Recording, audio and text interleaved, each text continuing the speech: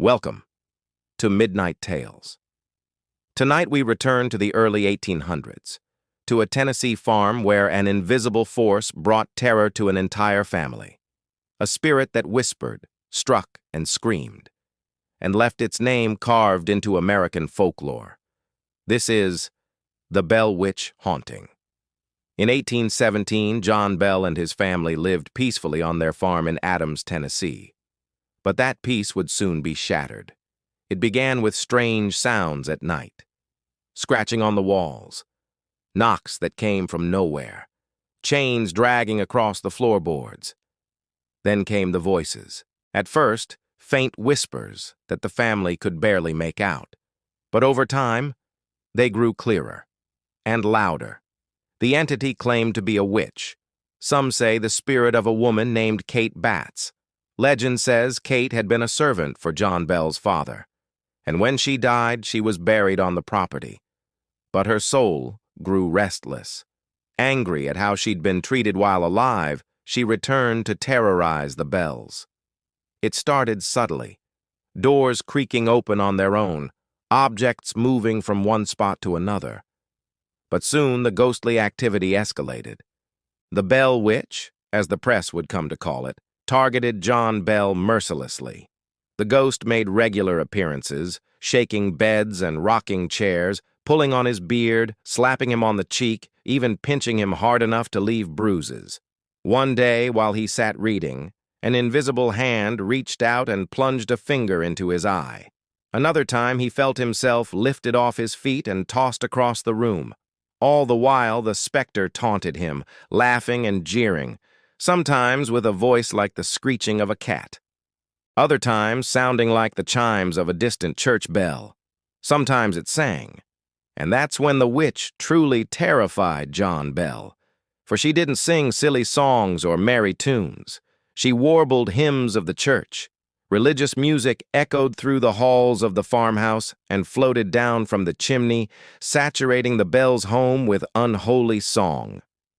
To escape the haunting, the family fled to a neighbor's house, but the witch followed them, appearing in windows and doorways, sometimes multiple apparitions at once, all singing together.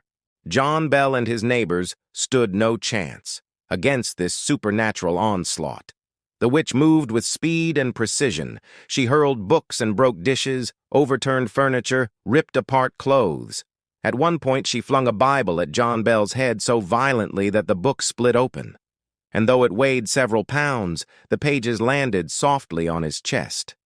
As if the ghost knew exactly how to frighten them most, the Bell Witch also seemed to have an intimate knowledge of the family's affairs. She knew their secrets. She mimicked their speech, repeating conversations that happened miles away as if she were spying on them. One day, a stranger arrived at the farmhouse. He introduced himself only as a friend of the family. The man spoke to John Bell and warned him that his daughter Betsy was being courted by a man he didn't approve of. The girl's suitor was kind and respectable, but the mysterious visitor declared him unsuitable. After he left, the witch began singing, mimicking the stranger's voice. Moments later, bells tolled. The stranger looked out the window and saw no one. Then the witch appeared behind him and whispered something in his ear. The stranger spun around, grabbed a gun, and shot himself. John Bell tried everything to end the haunting. He turned to ministers and doctors for help. He even consulted a local psychic. The entity was simply too powerful. It attacked anyone who entered the house, friends, family, clergy, even law enforcement. No one was safe. The Bell Witch cackled with delight when it harmed any of John Bell's guests. And John Bell grew desperate.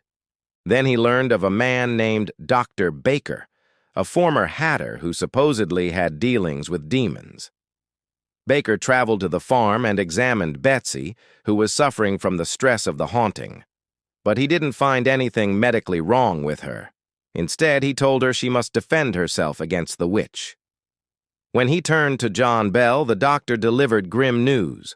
The ghost was bound to the house. The only way to stop the haunting was to destroy the dwelling.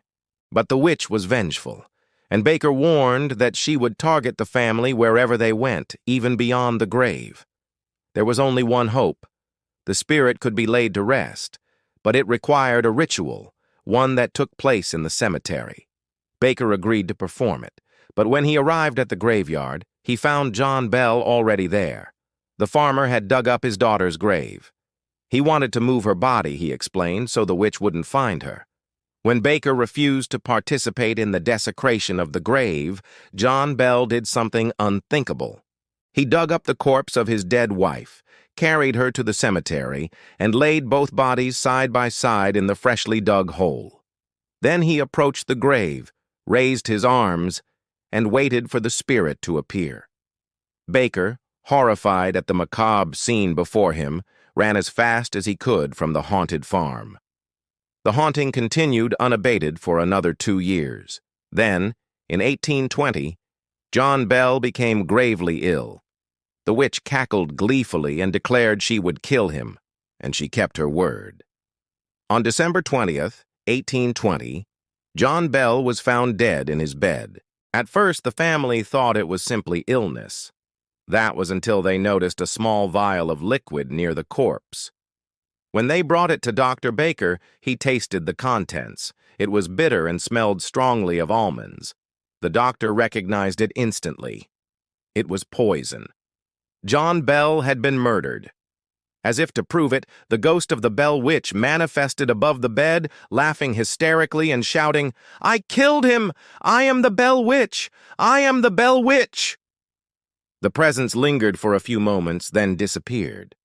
In the following days, the witch appeared less often, and the ghostly sounds from the attic lessened.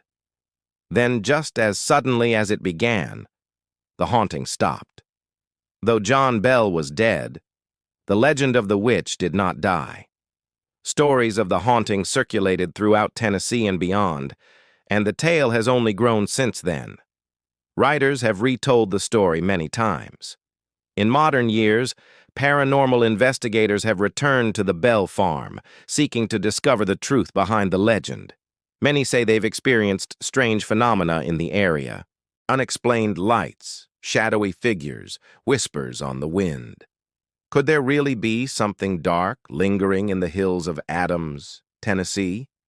Or is the Bell Witch nothing more than a campfire tale, a fable meant to teach children obedience and good behavior? Perhaps the answer lies somewhere in between. Maybe the witch is a composite of several ghosts.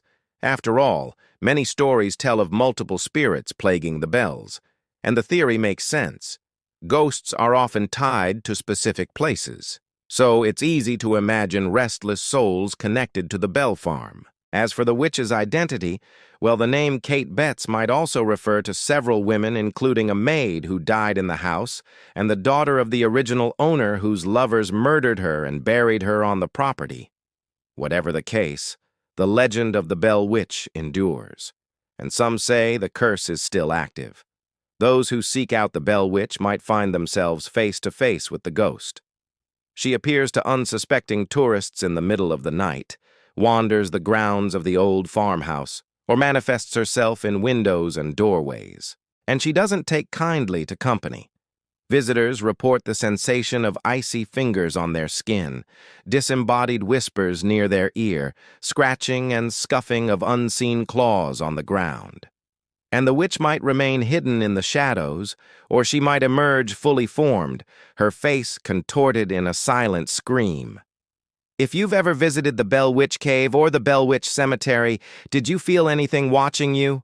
Let us know in the comments below, and don't forget to subscribe for more true horror, hauntings, and unsolved mysteries. Until next time, remember, some voices once heard never fade away. Hey everyone, if you enjoyed this episode of Midnight Tales, try listening to our playlist, where chilling tales turn increasingly more terrifying as the night goes on. We curate creepypastas, unsettling true stories, and original audio dramas for your darkest hours. You can listen on your preferred platform.